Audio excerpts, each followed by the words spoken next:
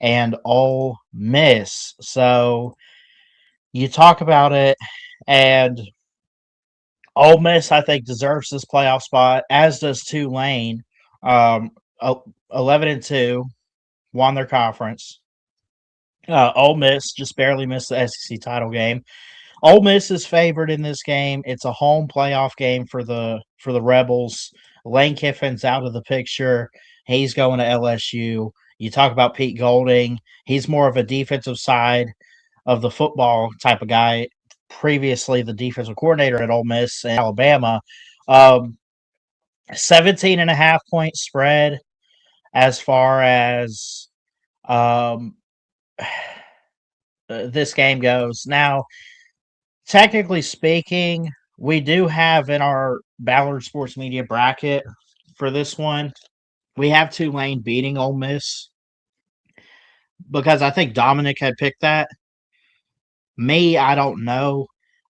If I have to give my own personal score prediction on this one, I'm picking Ole Miss to win. I just think they're the better team. I think being at home gives them a little bit of a advantage. I think they're in a good position. They've earned their right to be here in this game. So is Tulane, of course. But, um, when you talk about both of these teams, I mean, you look at, especially for Ole Miss, they're more on the offensive side, at least so far this year. Um, they're on the offensive side. We'll see what Pete Golding does on defense. And then as a head coach, Trinidad Chambliss has done really well as a senior um, for this team. 6'1", 200 pounds. And then you look at the running backs with Logan Diggs, who is from Louisiana, was actually at LSU. Uh, Kawan Lacey. There's a couple different guys they go with at that running back position. So far this year, they love to run the football really effectively. Kewan Lacey, 1,279 yards on the ground. Harrison Wallace is the lead receiver at 719 yards. Very explosive offense. What more could you say? I think over the years, even though it hasn't been the best, it has been very much improved on the defensive side of the ball. TJ Daughtery, I don't know how you. Anyway, 77 tackles for him. He leads the team. Wyatt Williams Jr., the safety in the backfield on defense, leads the team with 3 interceptions on his own. Total number of sacks, 25 sacks for this defense, 151 yards lost. You have guys like Will Eccles, defensive tackle, 4.5 sacks for 35 yards, 3.5 sacks for Cam Franklin for 10 yards, 6.5. The leader in sacks, Prince Will Uma Mielen, which I don't know if I'm saying that correctly, but they talk about him a lot on the broadcast, and it's guys like him that are going to go high in the draft this upcoming year.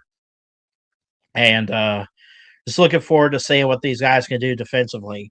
If anything you look at for the Tulane Green Wave, Jake Retzlaff is the quarterback. And if you don't know that name, he was the former BYU quarterback. He had some allegations this offseason. He entered the portal. He comes over to Tulane. You put that stuff aside. I really don't want to get into it. But he's done really well. He's the lead rusher. He's very mobile, calm in the pocket, 2,000 yards throwing, plus 610 yards rushing on the ground for Jake Retzlaff at quarterback. And he's the team's leading rusher. Shaz Preston is the lead receiver for Tulane at 598, former Alabama wide receiver. You got a couple guys, Jack Tyson Cho.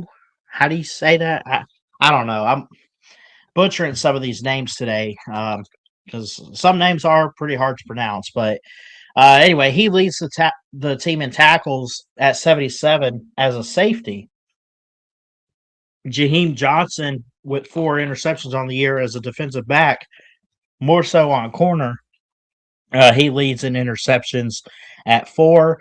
So you would think going into this game, and I kind of predict this, you would think Ole Miss would just walk in and run it all over Tulane and blow them out, and that's probably what's going to actually happen.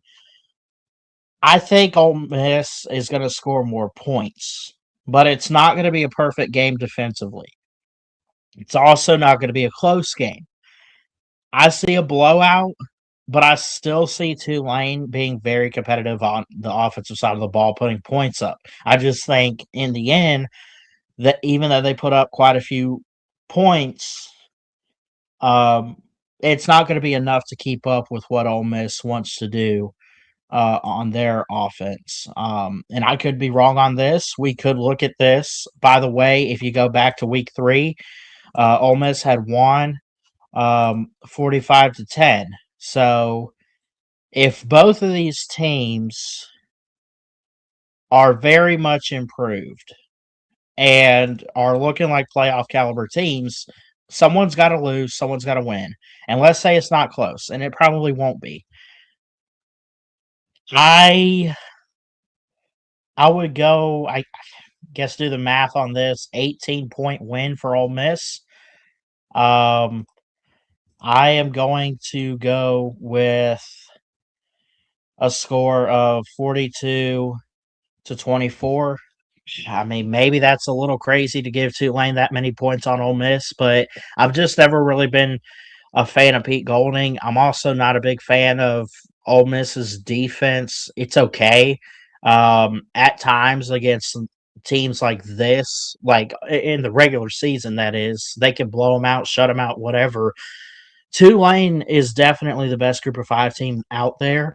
They're one of the best, alongside James Madison, who's also in the playoff.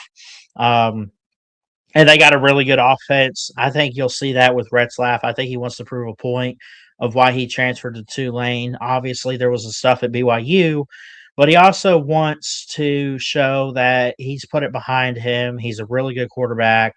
Scouts should want to look at him for the NFL, and I feel like this could be a good game for him. But also, I look at Trinidad Chambliss and company for Ole Miss, and I say they're just 10 times better, and they'll put a lot more points up. But 42-24, I think, is reasonable for this first round playoff game in Oxford.